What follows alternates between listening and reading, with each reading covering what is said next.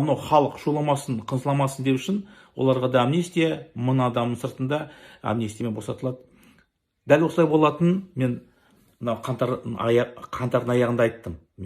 Мынау сұм жүйе қазір осылай істейді.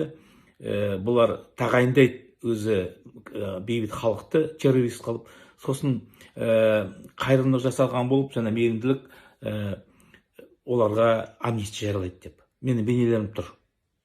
Ешкімді Тоқаев шығарып бермейді кінәлі деп. Себебі кінәлі өзі Путин, орыс әлемі.